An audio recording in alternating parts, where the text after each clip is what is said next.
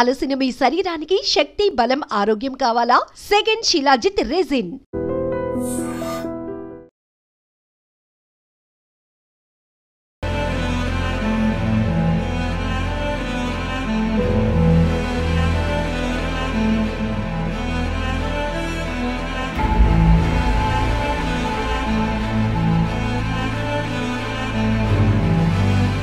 ఒక్కోసారి చిన్న నిర్లక్ష్యం కూడా పెద్ద ప్రమాదానికి దారితీస్తోంది.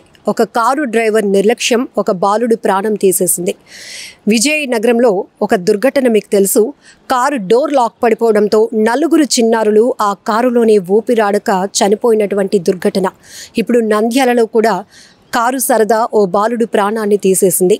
ఇంటికి వచ్చిన బంధువుల కారులో ఎక్కి సరదాగా ఆడుకుందాం అనుకున్నాడు. కానీ ఆ కారే తన పాలిట మృత్యువుగా మారుతుందని ఆ చిన్నోడికి తెలియలేదు. అంతే, కార్ డోర్ లాక్ పడిపోవడంతో ఊపిరాడక ప్రాణాలు వదిలాడు. ఒక్కగాను ఒక బిడ్డ ఇలా కారులోనే కన్నుమూయటంతో ఆ తల్లిదండ్రులు గుండెలు రోదిస్తున్నారు. గుండెలు అవిసేలా ఏడుస్తున్న తీరు ప్రతి ఒక్కరి కంట కన్నీరు పెట్టిస్తోంది. ఈ దుర్ఘటనకు సంబంధించి పూర్తి డీటెయిల్స్లోనికి వెళ్దాం. కారులో ఆడుకుంటున్న బాలుడు డోర్ లాక్ పడి ఊపిరాడక మృతి చెందిన విషాద ఘటన నంద్యాల జిల్లాలో జరిగింది. డోన్ మండలం దొరపల్లె గ్రామానికి చెందిన మోహన్, ధనలక్ష్మి దంపతుల 3వ కుమారుడు ఈశ్వర్ బుధవారం మధ్యాహ్నం భోజనం చేసిన తర్వాత ఆడుకోవటానికి బయటకెళ్లాడు. ఆ సమయంలో ఇంటి ఆవరణలో ఉంచిన బంధువుల కారు ఈశ్వర్ కంట్లో పడింది. అక్కడికి వెళ్లిన ఈశ్వర్ కారు డోర్ వేయలేదని తెలిసింది. అందులోని ఎక్కి ఆడుకుందామనుకున్నాడు. వెంటనే కారు ఎక్కేశాడు. ఈశ్వర్ కారులోనికి ఎక్కగానే ఒక్కసారిగా డోర్ లాక్ పడింది.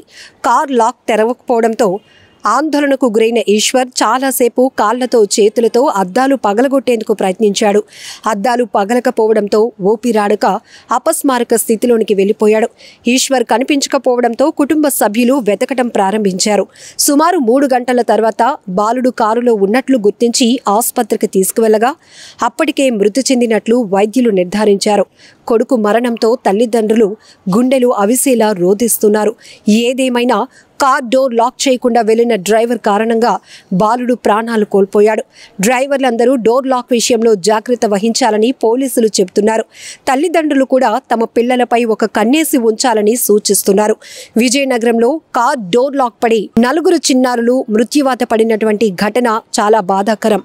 ఆ ఘటన మరవక ముందే నంద్యాలలో మరొక కారు సరదా బాలుడి ప్రాణాన్ని తీయటం మరింతగా బాధిస్తోంది.